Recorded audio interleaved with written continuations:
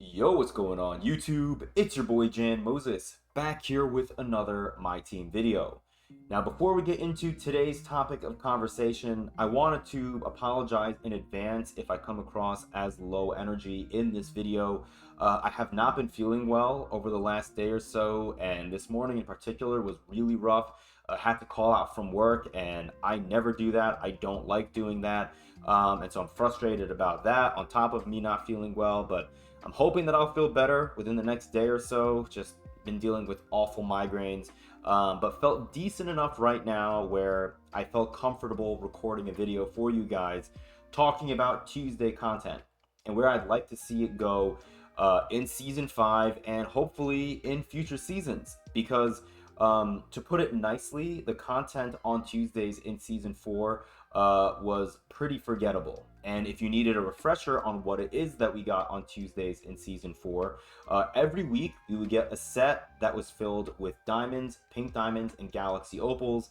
And most of the cards that we got on Tuesdays last season were pretty terrible. And I did not expect us to get meta-defining cards every week on Tuesdays or at all. But what I was hoping for was, if we were going to be getting players that were not meta on Tuesdays, that we would be able to get either better players from the agendas or just more of the players. You know, if we were going to get diamonds, give us more of the diamonds, because at least some of those diamonds would have been usable in salary cap. And I will say, towards the end of season 4, we did get a couple of diamonds like Tyreek Evans and Mike Miller, who I do think will be usable in salary cap. I actually have both cards unsellable, which is kind of nice.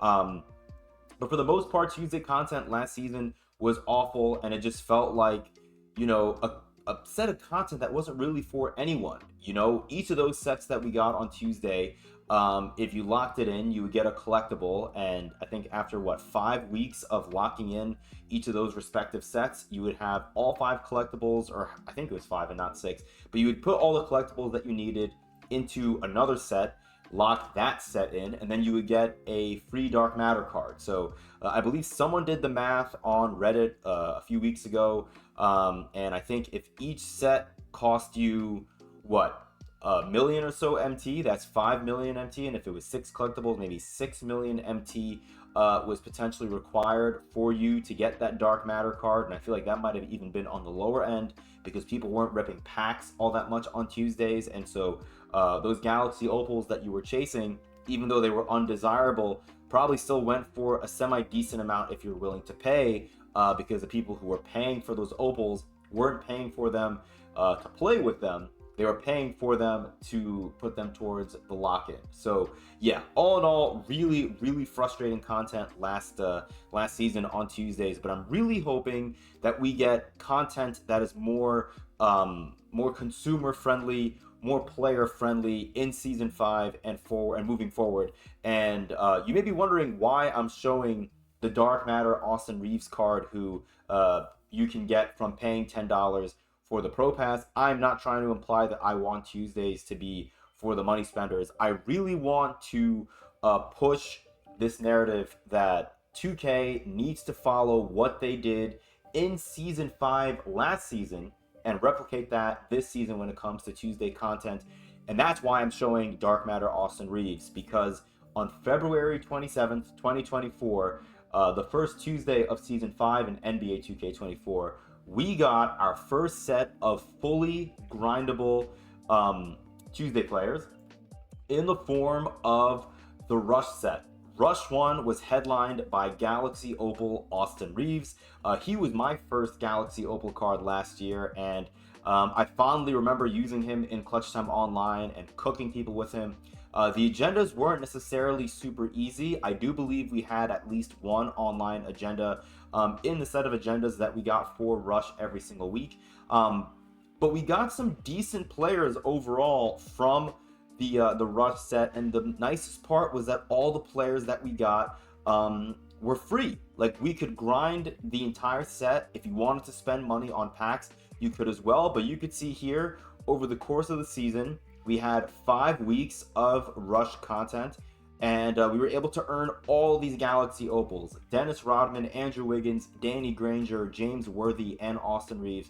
We were able to earn all those cards just by playing the game and completing agendas, which was really, really nice. It was really engaging, and that was the first season that we had a full season of special inserts, and so Fridays were really frustrating because of that in season 5 of NBA 2K24. But Tuesdays were the only redeeming quality, and I think I talked about that quite a bit last year when I was playing NBA 2K24. So again, we had Rush 1 with Galaxy Opal Austin Reeves drop on February the 27th, and today is February the 24th. So tomorrow, when our first batch of season 5 Tuesday content in NBA 2K25 drops, it'll be almost exactly 1 year to the day that we got our first set of fully grindable content, a fully grindable set in the form of the Rush content. I'm really hoping that 2K can give us a very, very similar, if not honestly the exact same kind of content this year. They don't have to really innovate it all that much. And the players you can see here, I mean, if you guys played NBA 2K24 last year, you guys would know that none of these players were meta-defining or elite, but I think they were all, for the most part, really, really good in their own way. That Austin Reeves and Andrew Wiggins played for me for a while. Didn't really like the Danny Granger all that much. Dennis Rodman, I liked his jumper, and because I liked his jumper, he was a really fun card to use because he was an elite rebounder and defender, obviously. And James Worthy, I think outside of Wiggins, I think Worthy had the greatest longevity on my team. He was playing in my main squad for a minute in Clutch Time Online. So, and the other cards you can see, there are a lot of players, like in this second row, for example, that you guys probably would not be excited to get, right? Allen Iverson, Darren Williams, Monte Ellis. Like, I'm not saying all these cards have to be absolutely elite, but then you can see some other cards that were really, really fun to use. Michael Cooper, elite defender. Jaren Jackson Jr., I mean, one of the best power forwards to run in the game. We had some fun diamonds in here as well. Yep, John Starks, that's who I was looking for. Tyreek Evans, who I just talked about getting a diamond card in Season 4. A lot of fun cards to use, and I think it'll be nice if we can get content like this on Tuesdays, just because I'm afraid that, this high that people are on post All-Star event, which was objectively one of the best events, at least that I've ever played in my team career. And I know some people are calling it the greatest MyTeam event in the history of MyTeam. I don't know if I'd go that far. But regardless, for people to be saying that, it has to mean something, right? It has to mean that it was at least a really good event.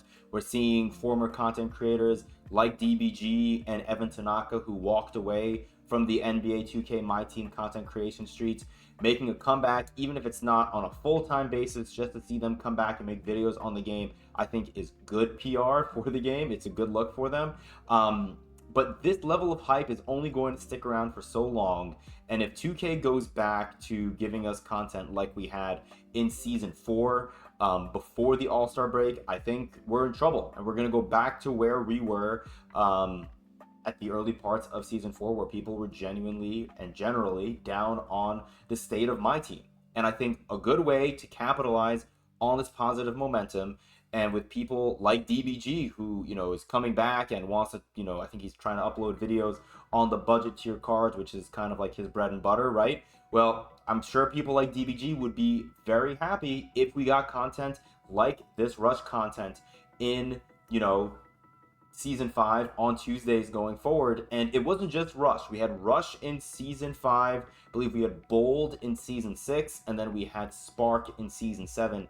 I would love it if we got 3 seasons in a row where Tuesday content was just filled with fully grindable sets. I would love that. It makes the game more fun, and that's a way that you can reward the people who are grinding out the games, and it's going to make grinding out these ladders a little more fun as well. Right now, 2K, for the first time all year, has given us fully grindable ladders for Breakout and Triple Threat Offline. The ladders we got last year kind of came in towards the midway point of the year, or sorry, midway point of the season rather, when they updated Breakout. Now we have a full season, a full 41 days to grind out the ladders for Triple Threat Offline and Clutch Time Offline if you want.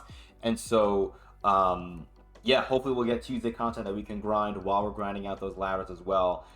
Again, I think it's in 2K's best interest, personally speaking, to try and give the grinders more to do in this game, because the All-Star event just ended. All the exchanges just ended. I just finished getting all my deluxe packs, which I do want to show you guys very quickly if my game is not lagging. I have... Oh, my controller died. I have a lot of badge packs to go through. I'm actually curious what you guys think I should do. Oh, actually, really quick before I show you guys, I thought we were gonna get another one of those like spotlight like agendas where if you just play a certain game mode X amount of times, you know, like I think it was gonna be Showdown or something. Usually we get a Showdown spotlight or whatever they call it at the start of the season, but today instead they gave us a double XP agenda set that's gonna last for 1 week. You need to have 500 points, rebounds, and assists in single player, and then the same stats in multiplayer. We need 125 of them, and then you'll get double XP coins, I guess, along the way. To get, I don't know how many double XP coins or how long these double XP coins are going to last. I'm assuming these are each going to be 30 minutes. Maybe this one's like an hour. Don't really know. But just to show you guys, I have a lot of these badge deluxe packs I have to go through, and I think quick selling them will give you 675 MT, right? So of these 872 packs that you see right there above, like in the upper right corner of that MyTeam logo, if you want to call it that, for only 49 of those packs are not badge deluxe packs. If you do the math, doing it on my calculator right now, I have 823 badge deluxe packs. So if I were to quick sell all of them, I think, or all the contents, that's another 550k MT. But I want to try and sell the badges, even if it takes me a long time. Because I think if I were to just quick sell everything and then I were to redeem everything in my auction outcomes, I'll probably be close to 2.5 to 2.75 million MT, which will be pretty nice. But we'll work on that later on. I'm just curious what you guys think. I know it's obviously smarter financially to sell the badges individually, but I just don't know if that's going to be worth the amount of time it's going to take to do so.